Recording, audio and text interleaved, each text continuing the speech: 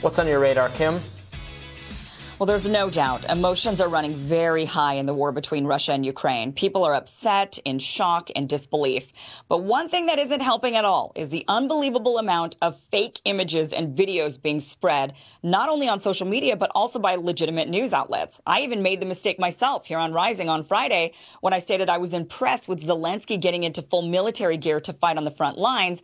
Turns out that was an image from last April. I fell for it. I apologize. Unfortunately, I'm not alone in falling for it. Bild, a political news outlet in Germany, shared a video of what looked to be a horrific bombing by the Russians in Kiev during one of their broadcasts. But it turns out the footage was from a 2015 chemical explosion in Tianjin, China. Newsmax used a photo of a crying older woman standing in front of her devastated home with the caption, "The current devastation in Ukraine." But the photo was from 2015. An Italian news broadcast used footage from the video game War Thunder when talking about the war in Ukraine. No doubt viewers seeing a rain of missiles were horrified.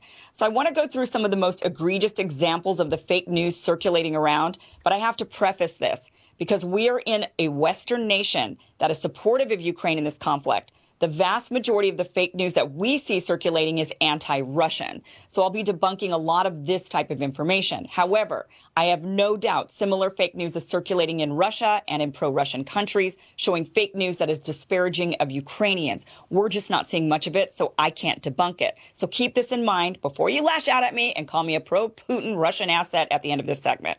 So let's start with what I think is the most astonishing example of fake news circulating. It was being reported that 13 heroic soldiers on Snake Island were confronted by a Russian warship. The audio recording shows the Russians telling the Ukrainians to lay down their arms to avoid bloodshed and unjustified deaths. The Ukrainians are infamously heard saying, "Russian warship, go F yourself." It was then reported they fought valiantly until they were all killed by the Russians. President Zelensky even announced he would posthumously award the men medals of valor. Well, it turns out whomever claimed they had died was mistaken. Instead, the Ukrainian border guard disputed whether anyone was killed, and shortly after, video footage emerged of the Russians giving food and water to the 82 men, not 13, from Snake Island, who were then being transferred to Crimea. Some of the soldiers have now given interviews saying if the Russians wanted to bury him, they would have, and now they instead will go home to their families. Another shocking video was of a tank swerving in the street and running over a civilian car. Totally shocking video, jaw-dropping. But thank goodness the person actually survived this crushing experience. Media was reporting this as a Russian tank and using it to show the callousness of the Russians and their invasion. But it turns out this was actually a Ukrainian tank that had lost control and accidentally ran over that vehicle. And I'm sure everyone involved was relieved that person was okay. Russian tanks are marked with white Zs, by the way, for future reference when you're looking at any video. Now, many of you saw the heart-wrenching video of the father saying a very tearful goodbye to his wife and daughter as he goes off to battle. This was being reported as a Ukrainian man sending his family to safety while he fights against the Russians. Well, the man is Ukrainian, sort of, I suppose. He's one of the rebels in the Donetsk People's Republic. He was sending his family to Russia for safety while he stayed behind to fight Ukrainian forces. The original video was posted by the mayor of his town several days before the Russians invaded Ukraine. And of course, I can't leave out the ghost of Kiev. There's footage of a fighter pilot downing several Russian jets. The video, of course, went viral with millions of views.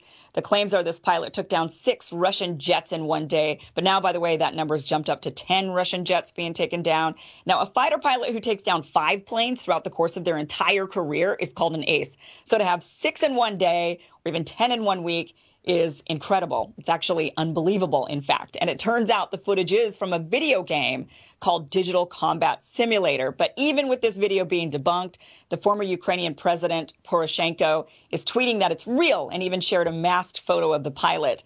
And there's a lot of wild claims going around of who the pilot is.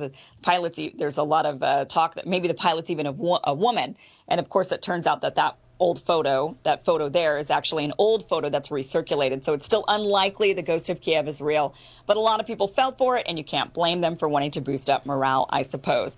Now, the list of this fake news or fake videos and images just is endless on social media, totally endless. I could not possibly list all of them. But one thing I do want to mention is that, the reason why this is so dangerous to have all of this this fake video and circulating around and people believing it is that it is heart-wrenching to watch. So when people see a Russian tank running over a civilian car, what they think is a Russian tank running over a civilian car, or they see, just these really, really heart-wrenching and or even callous videos, it raises up emotions to a level where that is maybe too much, right? And this person thinks, oh, now I've got to fight. Things are worse than they actually maybe are. And it causes people to get highly emotional, and it can inflame a situation to be much, much worse. So, Robbie and Ryan, I'm sure you guys have seen many of the fake different videos that have been circulating online. And it's tough to even know what is true and what isn't true. I'm sitting there for hours, like, researching just to make sure. And there was one, by the way, I do want to mention. It was a CNN, and it said that this particular journalist was killed in, the first American to die in Ukraine. And then there was another image that was shown side by side on social saying, but CNN had also claimed that this person had died in Afghanistan. That was fake. It was from a fake account, a fake CNN account, making it look like they had said that this journalist had died in Afghanistan and in the U.S. CNN never made, and in Ukraine, CNN never made that claim. So you have to go in, right. Endlessly, exhaustively research this stuff to see what you see. Is it real? Well, social media is just so unreliable in situations exactly like this. In breaking news, crises, natural disasters, war, you can't trust what you see at all. And you're right to point out that this exact thing is happening on the pro-Russian side in Russia. But that doesn't mean we're not responsible journalists should absolutely call out the kind of misleading or even deliberately misleading in some cases to the extent it's trying to be a kind of propaganda. Right, and what's so dangerous is that this is taking an ancient phenomenon and then layering on top of it, social media and video. There's that famous phrase that I just looked up who said it. It was Hiram Johnson. It could be our trivia. Hiram Johnson, progressive Republican senator from California, said the first casualty of war is truth. He said that about 100 years ago. And that has been a phenomenon that has been consistent in wars, throughout human civilization. That the conflict and the emotion just end up leading to a blanket inability of people to accurately relay what just happened. Yeah. Partly sometimes by mistake and partly deliberately to make your opponents look worse. Now, and Robbie was talking earlier today, the problem with these confrontations is that as the escalations pile on top of each other, one wrong move from somebody can send it spiraling into world war. Not just one wrong move, one wrong video that people think is a wrong move can send things completely spiraling out of control. There's not much you can do about that other than as consumers, check out what you're watching. Don't share it if you don't know that it's true. About Zelensky, though, and I get that those pictures, you're right to point out, were old pictures of him. He is down there, though. He's in the streets. He's in the streets with the troops, right? And I saw some right-wing people on Twitter saying, "Oh, those photos are fake, and there's no evidence he's even still in Ukraine." No, yes, there is. No, he's definitely in Ukraine right now, and his life is in serious danger. The Russians are going to try to kill him. I don't know about that. I don't actually agree that they're trying to kill Zelensky. I wouldn't go. I don't think that they're trying to depose the government, but I do. I thought, well, he was in battle there. I don't. Have they actually stated that they're trying to kill Zelensky? They've said that they have no beef with the Ukrainian people or with the Ukrainian military. Their problem is the U.S.-backed Nazis that are, illegally running Ukraine. So, he has said that that's his goal. Whether or not it is, I don't know, but he has said. I think they will try to kill him unless a peace is reached before it gets to that point, which I very much hope is the case and might be the case. So I have been monitoring the Russian. I've been monitoring both the Ukrainian and the Russian side, especially on Telegram, and then doing a lot of translating. I spend all my time right now translating post after post after post. And I will say that what I'm noticing when it comes to the propaganda, so what we're seeing on our side of it is Russians behaving badly in war, right? Like these atrocities and these terrible crimes that are happening and these heroic acts by the Ukrainians. And that's kind of the stuff that we're seeing on our end. On the Russian side, I will say what I have seen coming towards them is that they're being obliterated. So it's like the propaganda on this side of it is to show the callousness of the Russians to make us want to fight harder against them.